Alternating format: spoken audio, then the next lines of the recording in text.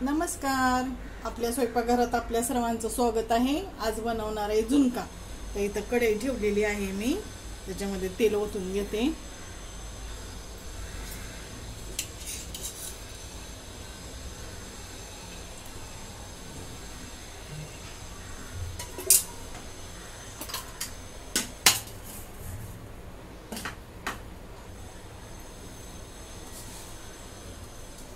तर मोहरी टाकून घेते.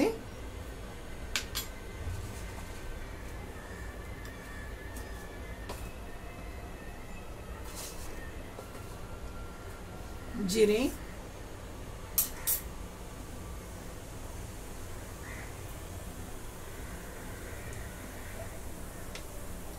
इथं मी बारीक चिरून लसूण घेतलेला आहे, तो टाकून घेते. आधी जरासं लसूण भाजून घेते. लसूण चांगला तांबूस भाजून झालेला आहे. आता याच्यात कांदा टाकून घेते.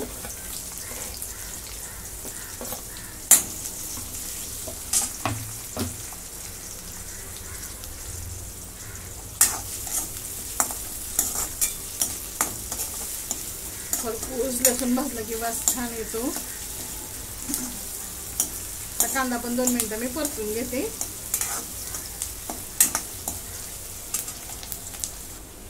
आता कांदा पण मी गुलाबी रंगापर्यंत 2 मिनिटं परतून घेतला. आता एक थोडीशी मिरची आहे क्रश केलेली, ती टाकून घेते. थोडीशी हळद. आता हे परतून घेते.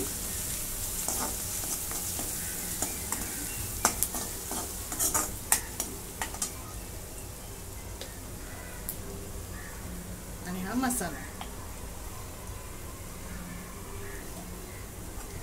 हा मसाला मी लालबाग वरून करून आणलेला आहे. खूप छान झाला आहे. नुसता मसाला टाकला ना तरी भाजी अगदी छान होते ना.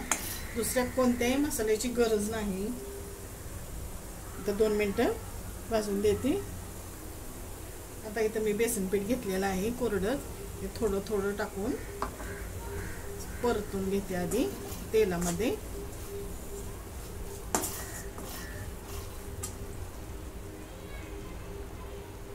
म्हणजे गाठी होऊ नयेत म्हणून.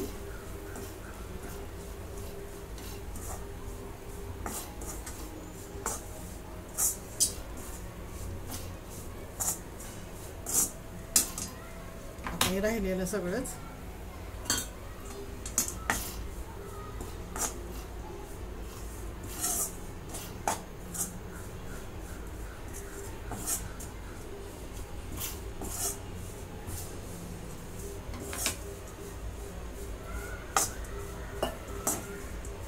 आता 2 मिनिटं परतून घेते.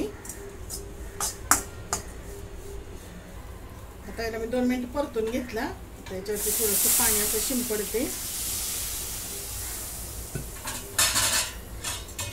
पुन्हा मिक्स करून घेते.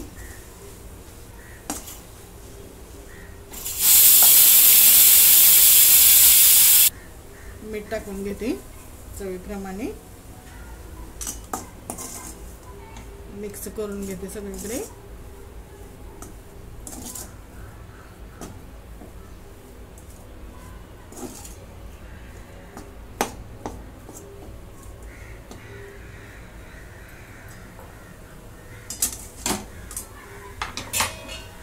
आता याच्यावरती झाकण ठेवून याला वाफ आणू.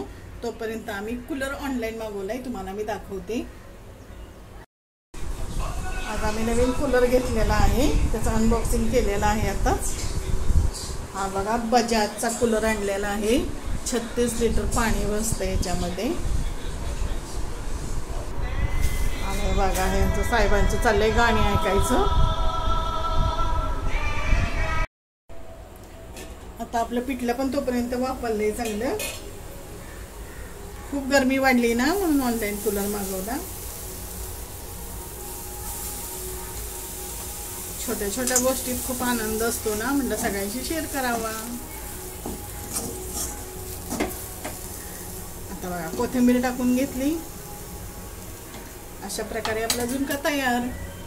तुम्हाला जर आवडलं तर लाईक करा, शेअर करा, सबस्क्राईब करा. धन्यवाद.